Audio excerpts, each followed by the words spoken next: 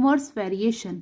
Inverse variation यानी दो numbers के बीच में एक ऐसा रिलेशन जब अगर पहला नंबर इंक्रीज होता होगा तो दूसरा नंबर डिक्रीज होगा, और अगर पहला नंबर डिक्रीज होता होगा तो दूसरा नंबर इंक्रीज होगा।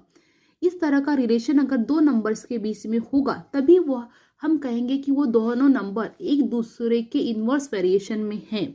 इसे हम एक एग्जाम्पल के थ्रू समझेंगे तो हमें जल्दी समझ में आएगा। हम एग्जाम्पल ले लेते हैं कि हमारे पास टोटल नंबर ऑफ स्टूडेंट 60 है, उन्हें हमें नंबर ऑफ रो में अरेंज करना है।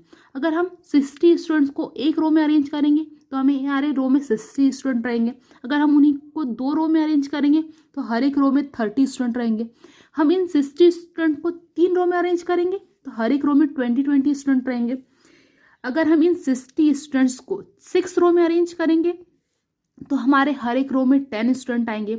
अगर हम उन्हीं 60 स्टूडेंट्स को 10 रो में अरेंज करेंगे तो हर एक रो में कितने स्टूडेंट आएंगे? 6। तो यहाँ आप क्या नोटिस कर रहे हो कि जैसे जैसे हम नंबर ऑफ रो इंक्रीज कर रहे हैं, हर एक रो में नंबर ऑफ स्टूडेंट क्या हो रहे? डिक्रीज हो रहे। जिस प्रपोर्शन में ये इंक्रीज हो रहा है उसी प्रपोर्शन में ये डिक्रीज हो रहा है।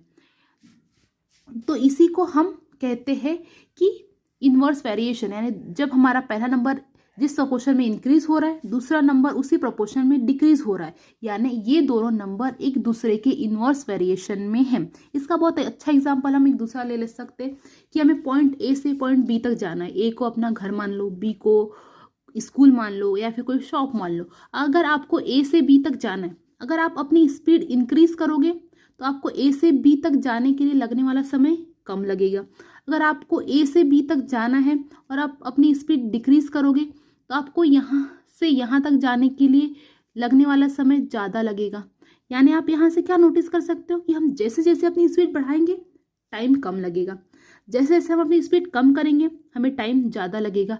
यानी स्पीड और टाइम इनवर्स वेरिएशन में है। आई थिंक अब आपको इनवर्स वेरिएशन का कॉन्सेप्ट समझ में आ गया होगा। अब हम डेफिनेशन देख लेते हैं।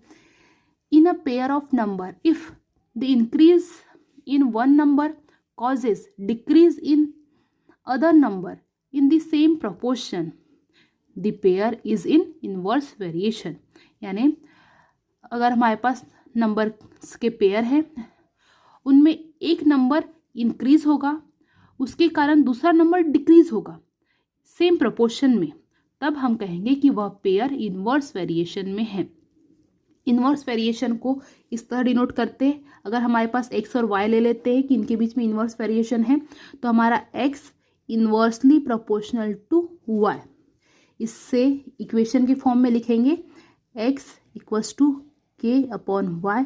के हमारा कांस्टेंट ऑफ प्रोपोर्शन है, यहाँ कांस्टेंट ऑफ प्रोपोर्शन की वैल्यू एक्स इंटू वाई होगी।